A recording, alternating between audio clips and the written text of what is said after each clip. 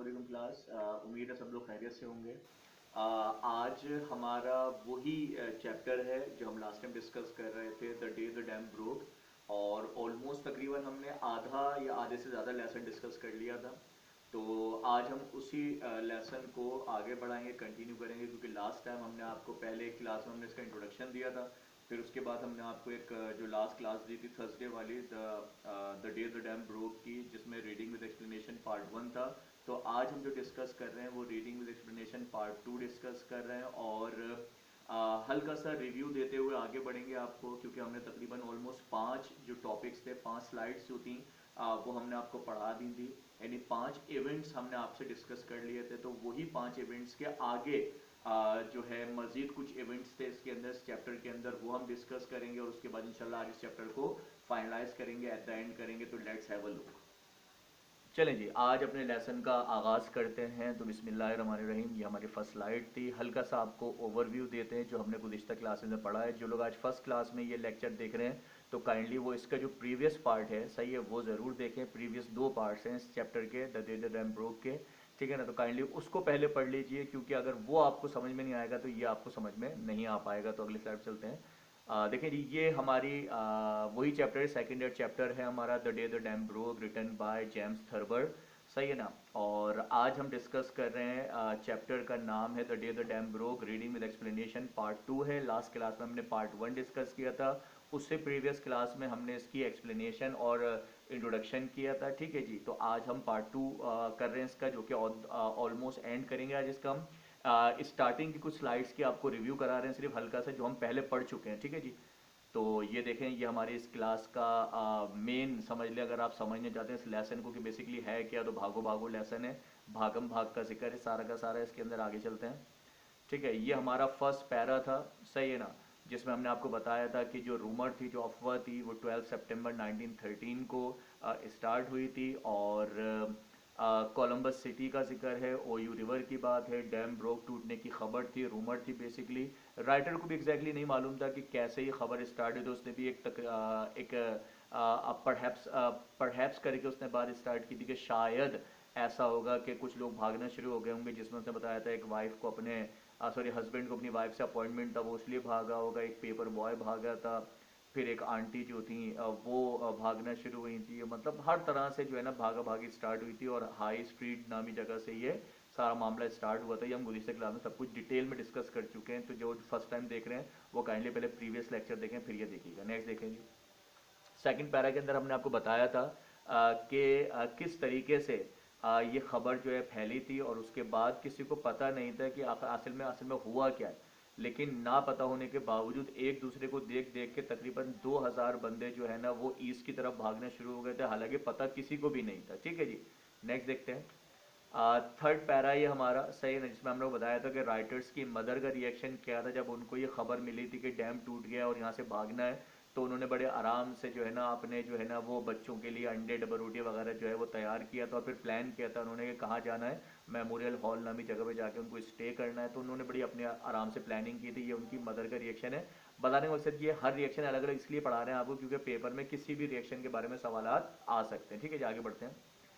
Fourth para, ये भी हम डिस्कस कर चुके हैं गुज़िश्ता क्लास के अंदर, जिसमें हमने बताया था ग्रैंड फादर जो थे वो काफ़ी जज्बाती हो रहे थे, क्योंकि उनको मिसकंसेप्शन ये थी कि ये क्राउड भाग रहा है, शायद इसलिए भाग रहा है कि उनके शहर पर हमला हो गया है, सही है ना। और उनके जज्बात को काबू करने के लिए उनके सर पर एक जो है ना हमने आयरन बोर्ड से जो है ना वो एक हिट किया था, उनको स्टन किया था, बेहोश किया था, और फिर उनको लेकर भागना पड़ा था, ठीक है ना। और चूंकि इतने भारी से इंसान को लेकर भागना आसान काम नहीं होता, तो क्राउड तो बहुत आगे भाग चुका था, ये लोग काफ़ी पीछे रह गए थे, ठीक है।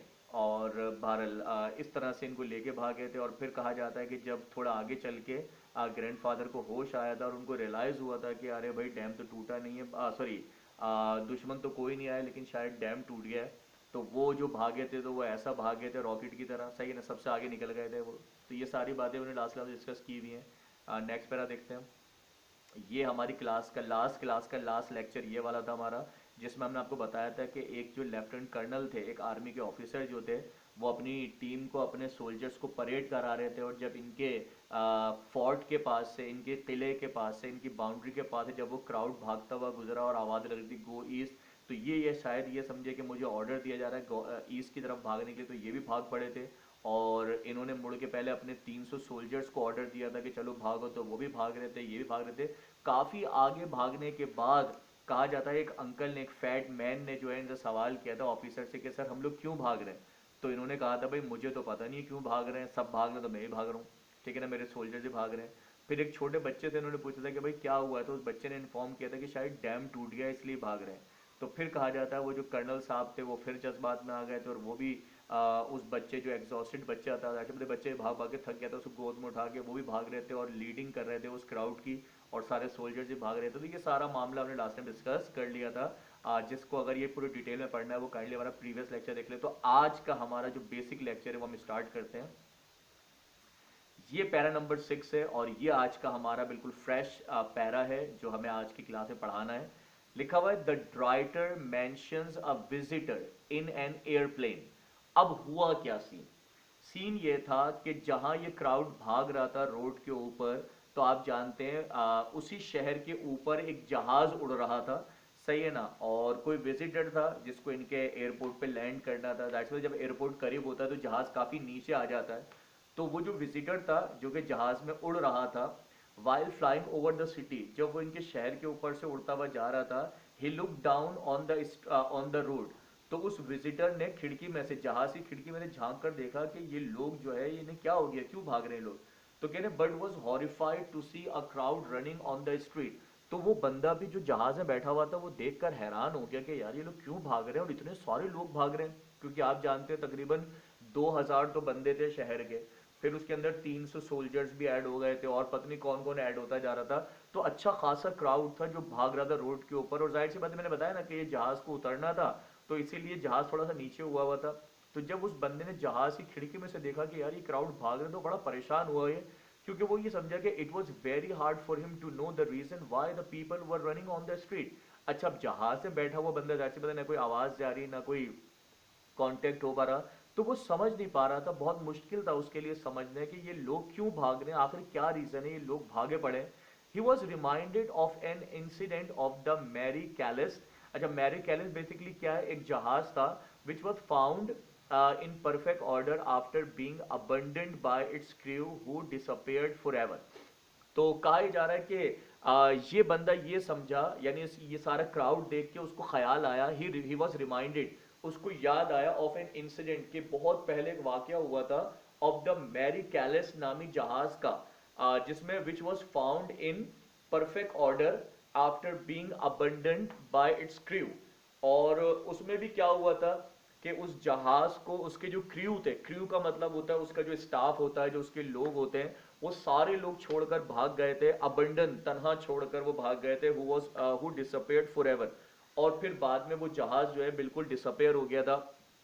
मतलब बताने का मकसद ये है कि इस आज के वाक्य को देखकर वो जो बंदा जहाज में बैठा हुआ था वो ये समझ रहा था कि यार ऐसा वाक्य पहले भी हुआ था जिसमें बहुत सारे लोग जो थे मैरी कैलिस नामी जहाज को छोड़कर जो है वो फरार हो गए थे। उसका जो क्रू था, क्रू का मतलब होता है जो जहाज का अमला होता है, जो लोग होते हैं, सही है ना। तो वो शायद उसी मंजर को याद कर रहा था कि शायद ऐसा कोई दोबारा से कोई मंजर तो पेश नहीं आ गया, ये लोग भागे जा रहे हैं भागे जा रहे हैं। खैर बहरहाल वो जहाज तो गुजर जाता है, ऊपर से आगे बढ़ते हैं। अब सीन क्या है, पैरा नंबर 7 डिस्कस करने लगे हम आपको। अब ये क्या है भाई, at the time of dam square, जब ये डैम टूटने की अफवाह उड़ रही थी और शोर शराबा मच रहा था, द राइटर्स आंट, जो राइटर की आंटी थी जिनका नाम था एडिथ टेलर। राइटर का नाम पता समझ रहे हो आप? राइटर कौन है? हमारे जेम्स थर्बर्ट जो हैं, जो जिन्होंने कहानी लिखी है, उनकी जो आंटी थी जिनका नाम था Edith Taylor, was in a moving theatre. वो बेसिकली कहाँ पे थी, वो एक थिएटर में थी, कोई ड्रामा देख रही थी वो, क्योंकि पहले तो आप जानते हैं ना स्टेज पे ड्रामाज होते थे, जैसे उमर शरीफ शो होता है तो लाइव परफॉर्मेंसेज हो रही होती हैं। She could hair shouts and the sound of running feet. अच्छा, अब जब ये लोग ड्रामा देख रहे थे, थिएटर के अंदर मौजूद थे, सही ना, थिएटर में कोई ड्रामा चल रहा था, तो इनको बाहर से आवाजें लोगों के शोर मचाने की, चिल्लाने की, सही ना। तो कह रहे हैं an old man said something and went towards the door. तो एक बूढ़ा आदमी था, वो अपनी सीट से उठा और जाकर उसने दरवाजे की तरफ देखा कि यार देखूं तो आखिर हुआ क्या है। एट अ ट्रॉट, तो कहा जा रहा है वो बेचारा लुढ़कता फुढ़कता जो है वहां तक पहुंचा वो, और जब उसने झांक कर देखा तो लिखा हुआ this startled everybody. This startled everybody से मुराद मतलब बस उस बूढ़े का जाना, दरवाजे से देखना, झांकना, और उसके बाद फिर क्या हुआ, दैट स्टार्टल्ड एवरीबडी। हर बंदा जो है शोर मचाना, चिल्लाना, भागना शुरू हो गया। और कह रहे इन नो टाइम, और जरा सी देर के अंदर द क्राउड, जितना भी मजमा था इनसाइड द थिएटर, थिएटर के जितने भी लोग थे, was rushing towards the exit. सारे लोग जो है ना वो वहां से निकलने के लिए दरवाजे की तरफ भाग रहे थे। अ वुमेन शाउटेड, और एक औरत जो है बिलावज चिल्लाई जा रही थी, और वो चिल्ला चिल्ला बोली थी फायर फायर फायर, मतलब आग लग गई, आग लग गई। यानी बताने का मकसद ये, इतने स्टूपिड लोग थे कि किसी को भी नहीं पता, सही ना। यानी एक बड़े मियां ने बाहर झांक कर देखा कि सब भाग रहे हैं, तो उसने भी भागा भागी मचवा दी। अब चलो भाग ही रहे हो तो भाग जाओ भाई, लेकिन एक औरत बिलावरी चिल्ला रही है फायर फायर फायर, वो समझ रही आग लग गई। Who always expected to be burned up in a theatre. अच्छा, ये बंदी क्यों चिल्ला रही थी?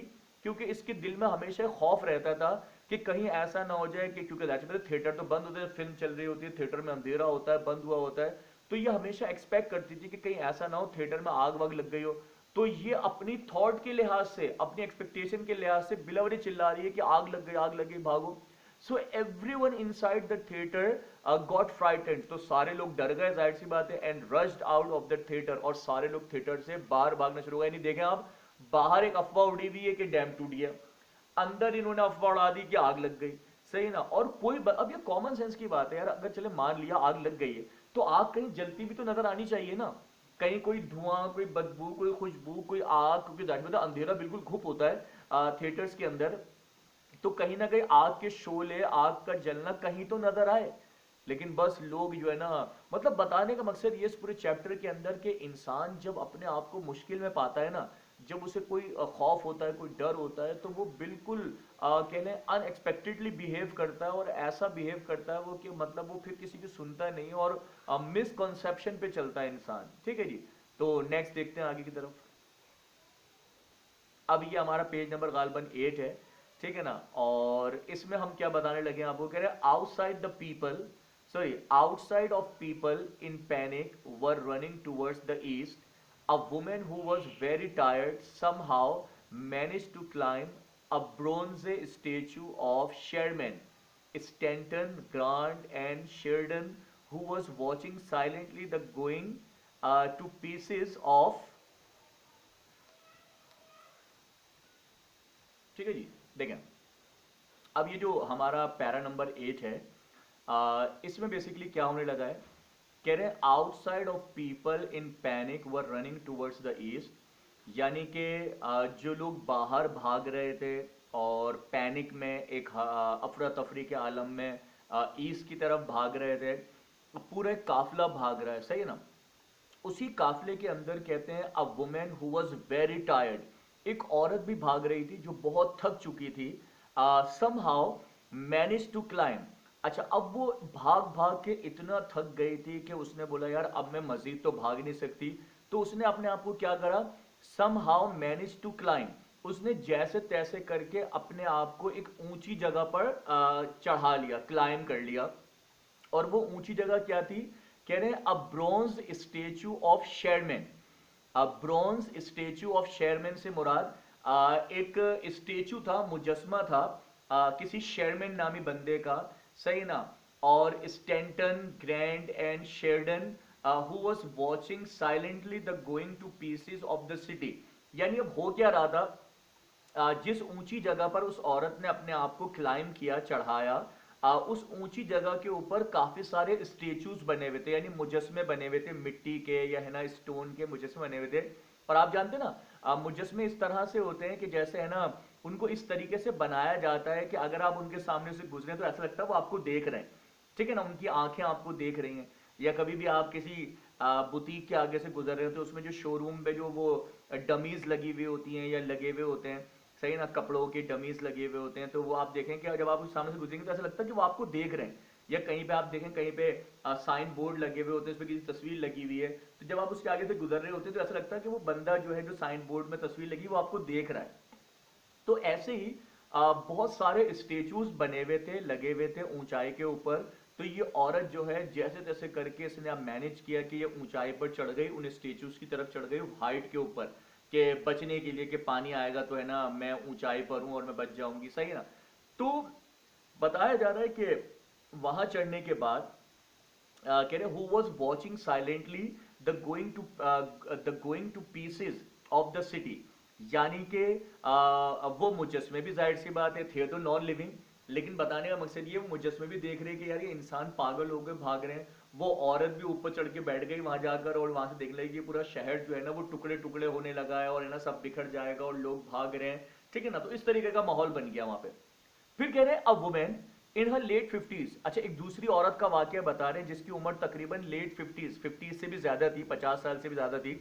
Went past the writers on, अब आप ये जानते हैं कि सभी भाग रहे हैं क्योंकि थिएटर में जो अफरा तफरी हुई है लास्ट टाइम, तो जो जेम्स थर्बर की जो आंटी हैं वो भी इस काफिले में भाग रही हैं, और इन्हीं के साथ साथ एक लेट 50s की आंटी जो है ना, एक 50 साल से उम्र ज्यादा रसीदा जो है वो एक खातून है, अब वो भी भाग रही हैं।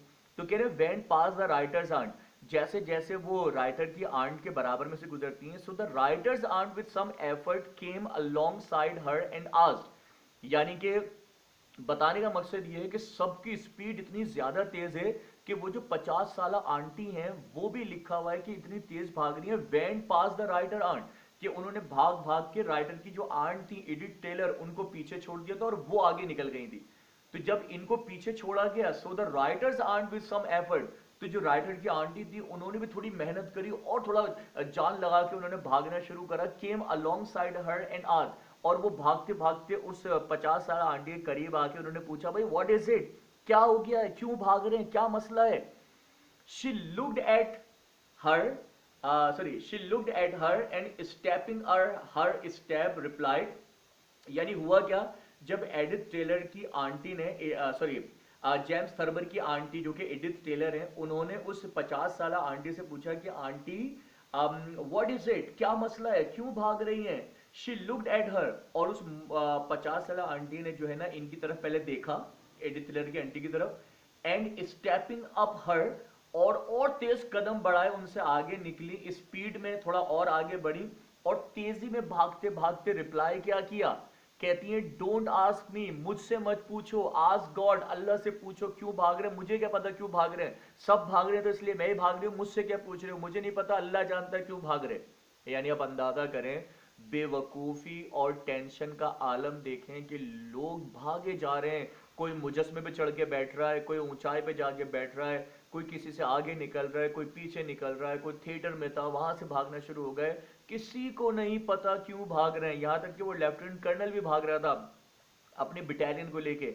जब उससे एक मोटे अंकल ने, बूढ़े अंकल ने पूछा भाई क्यों भाग रहे हो, तो उन्होंने बोला भाई मुझे क्या पता, सही ने क्यों भाग रहे हैं। फिर एक बच्चे से पूछा क्यों भाग रहे हो, बच्चे ने कहा शायद अंकल ऐसा लगता है कि डैम टूट गया इसलिए भाग रहे हैं। यानी आप देखें इतने बड़े बड़े काबिल काबिल लोग भागने में लगे पड़े हुए, लेकिन किसी को पता ही नहीं है क्यों भाग रहे हैं, सही ना। तो होपफुली ये पैरा भी आपको समझ में आया होगा। ठीक है जी, आगे बढ़ते हैं, मूव करते हैं नेक्स्ट स्लाइड की तरफ। पैरा नंबर 9 है। अब इसमें हम आपको क्या बता रहे हैं कि कौन कौन भाग भाग के कहां तक पहुंचा। When the writers aunt reached Grant Avenue, जब भागते भागते राइटर की जो आंट थी, जो एडिथ टेलर थी, वो ग्रैंड एवेन्यू नाम की जगह पर पहुंची, तो वहां पर एक और बड़ा खूबसूरत सा वाकया पेश आया जो कि डॉक्टर मैलरी का था। कह रहे doctor Malory passed her and shouted, यानी कि जहां से एडिथ टेलर भाग रही थी वहीं से एक बंदे, एक बूढ़े से आदमी जिनका नाम था डॉक्टर मैलरी, वो इनको पास करते हुए आगे निकले और चिल्लाते जा रहे थे क्या, इट्स गॉटर्स, इट्स गॉटर्स, इट्स गॉटर्स, यानी कि हम डूब जाएंगे, ये पानी हमें डुबो देगा, ये पानी हमें बहा ले जाएगा। असल में ये क्यों भाग रहे थे मिस्टर डॉक्टर मैलरी जो थे, कह रहे he mistook the swishing sound of the skates for the rushing water. असल में हुआ क्या था, ये इतनी बड़ी बेवकूफ़ी इन्होंने की थी जो कि डॉक्टर मैलरी थे, कह रहे ही मिसटुक, इनको गलतफहमी ये हुई थी, the swishing sound of the skates. Skates देखिए ना आपने, बच्चों के पास जो स्केट्स होती है वो जो एक पाँव रख के एक पाँव से घसीट घसीट के चला रहे होते हैं, स्केट्स जो होती हैं। असल में डॉक्टर मैलरी के पीछे पीछे एक बच्चा जो है, एक लड़का जो है, वो स्केट्स के ऊपर भागता हुआ आ रहा था, यानी स्केट चला चला के शर शर शर चलाता हुआ आ रहा था वो, सही ना। तो इनको क्या लगा कि वो जो स्विशिंग साउंड है, वो जो शपड़ शपड़ शपड़ शपड़ जो साउंड है, क्योंकि जाहिर सी बात है लोहे के पहिए होते हैं, जब वो रोड पे चलते हैं तो शर खर खर खर आवाज आती है। तो ये उस स्विशिंग साउंड को इन्होंने गलत समझा फॉर द रशिंग वाटर, ये समझे कि मेरे पीछे पानी आ रहा है और पानी उछलता हुआ लहरों के साथ आ रहा है। So while running to save his life, तो कहा जा रहा है कि जब डॉक्टर मैलरी अपनी जिंदगी बचाने के लिए भाग रहे थे, और ये क्या समझ रहे कि इनके पीछे पानी आ रहा है, लेकिन असल में क्या था, एक लड़का अपनी स्केट्स चलाता हुआ आ रहा था। ही फेल ऑन हिज फेस, और आप जानते हैं कि अब भागते भागते ये इतना आगे निकल गए और इन्होंने एक दूसरी डायरेक्शन ले ली थी और सामने दीवार आ गई थी, और जाकर फिर ये जब सामने दीवार आई तो ये जाकर बस दीवार के साथ लग के खड़े हो गए और मुंह बिल्कुल दीवार में छुपा लिया कि शायद अब मेरे को पानी आगे पीछे से पड़ेगा, ठीक है। He kept lying and did not bother to get up, और कहा जा रहा है ये जाकर बस वहां पर गिर गए और है ना दीवार के साथ सर लगा लिया, और ये देख ही नहीं रहे कि क्या होने वाला है। As he was sure that the flood water would sweep him away, और असल में इन्हें यकीन था कि अब जब दीवार सामने आ गई है और मेरे पास रास्ता नहीं भागने का, तो अब ये जो पानी है, जो फ्लड वाटर है, जो सैलाब आ रहा है, वुड स्वीप हिम अवे, वो पानी इसको बहाता हुआ ले जाएगा डॉक्टर मैलरी को। लेकिन आप जानते हैं जब मिस्टर मैलरी जाकर दीवार के साथ खड़े हो गए, क्योंकि आगे तो रास्ता ही नहीं था, तो जैसे वो जो लड़का पीछे पीछे आ रहा था इनके, जब उसने ये देखा कि आगे तो रास्ता ही नहीं है, soon the boy on the skate rush past him, तो वो लड़का जो है वो इनके पास से होता हुआ दूसरी तरफ चला गया, सही है ना। And only then he realized what he had been running from, फिर इन्हें पता चला कि ओहो ये किससे डर के भाग रहे थे, तो उस लड़के के स्केट से डर के भागते नहीं। देखें बेवकूफी की इंतहा, देखें इतने बड़े बड़े लोग और इतनी बेवकूफों वाली हरकतें। बहरहाल ही लुक बैक, जब इन्होंने पीछे पलट के देखा, but there was no sign of any water, पानी का तो कतरा भी नहीं था पीछे। तो जिस स्केट से ये बच के भाग रहे थे कि लपड़ छपड़ पानी आ रहा है, सही है ना, वो पानी नहीं था भाई, वो तो एक बच्चा स्केट चलाता हुआ आ रहा था अपनी, सही ना। और इनको ऐसा लगा कि वो देखा नहीं बच्चे जो पहिए वाला स्केट तख्ता होता है उसको घसीट घसीट चलाते हुए आ रहे होते हैं, ठीक है ना। तो बहरहाल एम्बेरसमेंट की इंतहा देखें और बेवकूफ़ी की इंतहा देखें आप लोग। But after resting a while, लेकिन आप जानते हैं फिर भी ना रुके ही है, थोड़ी देर आराम किया वहां पे, he started running again and caught up with the authors aunt at OU avenue, और ये फिर से भागे और इन्होंने फिर वो ऑथर की जो आंटी थी उनको ओवरटेक किया, कहां पर, ओयू एवेन्यू पर, where both of them rested together, और फिर सबने वहां जाकर बहुत आगे पहुंचकर बहुत दूर जाकर थोड़ा आराम किया। Hundreds of people pass them, लेकिन जब ये आराम कर रहे थे तो वहां से और लोग भागते हुए आगे जा रहे थे, वो हंड्रेड्स ऑफ पीपल इनको पास करके और आगे निकल गए थे। Nobody went in his car, लेकिन सोचने वाली बात ये थी इतने पढ़े लिखे लोग, इतने अमीर लोग, पर बेवकूफों से बढ़कर इन्होंने बिहेव करा कि nobody went in his car, कोई भी बेवकूफ अपनी गाड़ी में नहीं भाग रहा था। भाई हजारों बंदे भाग रहे हैं तो 10-15 के पास तो गाड़ियां होनी चाहिए थी ना, लेकिन कहा जा रहा है because all ears had to be cranked, लेकिन सबके कान सबके दिमाग सब बंद हो चुके थे, and no one took the risk to start his car, और किसी के पास इतना भी टाइम नहीं था रिस्क लेने का कि एक लम्हे को रुककर अपनी गाड़ी स्टार्ट कर ले। यानी उनको इतनी टेंशन थी कि कहीं ऐसा ना हो कि हम गाड़ी स्टार्ट करने बैठे और पानी आ जाए और हमारी गाड़ियां बह जाएं, सही ना, इतने बेवकूफ लोग थे, सही ना। तो उम्मीद है आप लोगों को पैरा भी समझ में आया हुआ। नेक्स्ट देखते हैं हम लोग, ये ऑलमोस्ट हमारा तकरीबन आज का लास्ट पैरा है। अब हुआ क्या भाई, भागम भागी होती रही, बेवकूफ की तरह भागते रहे, बहरहाल जैसे तैसे करके इनको कंट्रोल किया गया, इनको रियलाइज कराया गया कि अल्लाह के बंदों कुछ नहीं टूटा, कुछ नहीं हुआ, सही है ना, कोई गड़बड़ नहीं हुई, कुछ भी नहीं हुआ, सही है ना। और जब लोगों को रियलाइज हुआ तो लोग शर्मिंदा शर्मिंदा वापस अपने घरों को लौटने लगे और एक दूसरे से नजरें नहीं मिला पा रहे थे और बिल्कुल अशेम्ड फील कर रहे थे। जाहिर सी बात है अशेम्ड फील करना भी चाहिए, क्योंकि जाहिर सी बात है यार इतने पढ़े लिखे लोग हैं और इतने मॉडर्न लोग थे और इतने ज्यादा एडवांस होने के बावजूद किसी ने भी कोई खबरें देखने की जहमत नहीं महसूस करी, किसी ने गाड़ी स्टार्ट करने की जरूरत महसूस नहीं करी कि चलो भागना ही है तो गाड़ियां भाग जाओ, कारें भाग जाओ, रक्शे भाग जाओ, बाइकें भाग जाओ, साइकिलें भाग जाओ, सही ना। और डॉक्टर मैलरी ने तो हदें पार कर दी, सही ना, कि उनके पीछे एक स्विशिंग करता हुआ बच्चा आ रहा था, स्केट चलाता हुआ आ रहा था, वो उसकी स्केट्स के साउंड को जो है ना वो इतना गलत समझ रहे थे कि वो समझते कि पानी आ रहा है, उनके पीछे लहरें आ रही हैं और वो भागे पड़े हुए थे, सही है ना। तो मतलब बेवकूफ़ी की इंतहा कर दी थी इन लोगों ने। खैर बहरहाल 12 मार्च 1913 का दिन इनके लिए बड़ा अजियतनाक था, बड़ा एम्बेरसिंग दिन था। और खैर जैसे तैसे करके फिर वापस आते हैं अपने अपने घर, खामोशी से चुप करके आ जाते हैं, बड़े शर्मिंदा शर्मिंदा, निगाहें झुकी हुई, सही है ना, और अशेम फील हो रहा, जाहिर सी बात है, जब इंसान इतनी बड़ी बेवकूफ़ी करता है तो शर्मिंदगी तो होती है। बहरहाल जी the next day everyone went to his work as usual. अब जाहिर सी बात है अगले दिन जब सुबह हुई तो हर कोई बेचारा अपनी ड्यूटी पे जा रहा था, सब अपने अपने काम पे चलेगा खामोशी से। एवरीवन वाज सो अशेम्ड, हर बंदे के चेहरे पर एक शर्म थी, एक अफसोस था, एक नदामत थी।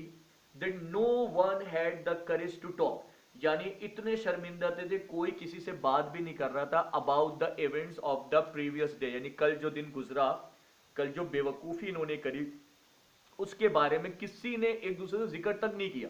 भले कहा जा रहा only after 2 years had passed that the people dare to talk about the breaking of the dam, यानी यूं समझ लें कि only after 2 years had passed, 2 साल गुजरने के बाद the people dare to talk about the breaking of the dam, 2 सालों के बाद भी लोगों ने डैम के बारे में हल्का हल्का सा जिक्र करना शुरू करें। 2 साल तक किसी ने आपस में कोई बात भी नहीं की।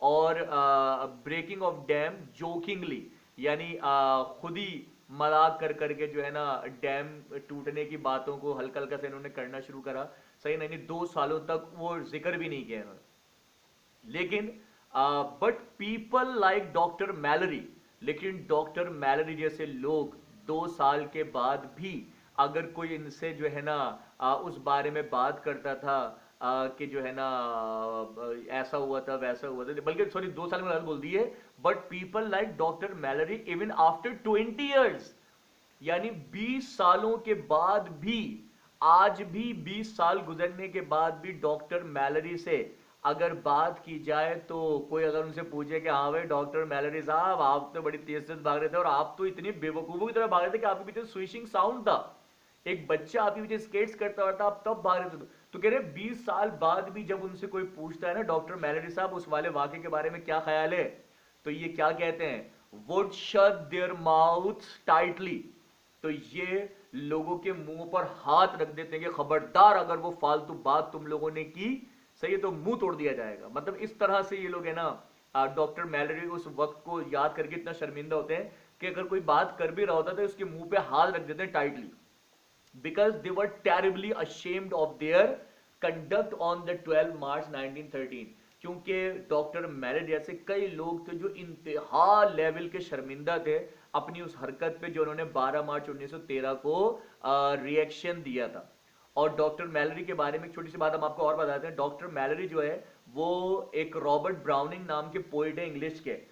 इनकी अपेयरेंस जो है वो डॉक्टर मैलरी की जो अपेयरेंस है रियल में, अगर आप इनकी तस्वीर देखें तो आपको ये डॉक्टर मैलरी के जैसे डॉक्टर मैलरी जो है वो आपको रॉबर्ट ब्राउनिंग जैसे जो कि एक पोइट है अंग्रेजी के, सही ना, उनके जैसे बिल्कुल इनकी शक्ल बिल्कुल सेम उनमें मिलती है, सही ना। लेकिन शायद वो जो रॉबर्ट ब्राउनिंग है वो जब सोचते होंगे कि मेरी शक्ल जैसा बंदा ऐसे हरकतें कर रहा है तो उनको भी शर्म आती होगी। तो डॉक्टर मैलरी बड़े शर्मिंदा थे और 20 साल गुजरने के बाद भी जब उनको उनसे बात करता था उस टॉपिक के बारे में तो वो उसको शट अप कॉल कर देते थे।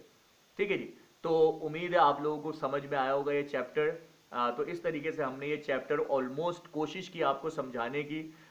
इस चैप्टर के बारे में कोई क्वेश्चन हो, कुछ पूछना चाहते हैं तो आप व्हाट्सएप पे भी पूछ सकते हैं, वरना आप जो है जहाँ से ये यूट्यूब पे आप जब ये लिंक देखेंगे पढ़ेंगे तो नीचे कमेंट्स सेक्शन में भी कमेंट कर सकते हैं। कोई क्यूरी आप कुछ पूछना चाहते हैं, कोई बात समझ में नहीं आई, कुछ भी डिस्कस करना चाहते हैं तो आप बिला झिझक कर सकते हैं। तो इंशाल्लाह कल यानी कि थर्सडे यानी कि 31 दिसंबर इंशाल्लाह हम एक नए चैप्टर के साथ एक नए लेक्चर के साथ हाजिर होंगे। तब तक के लिए अल्लाह हाफिज।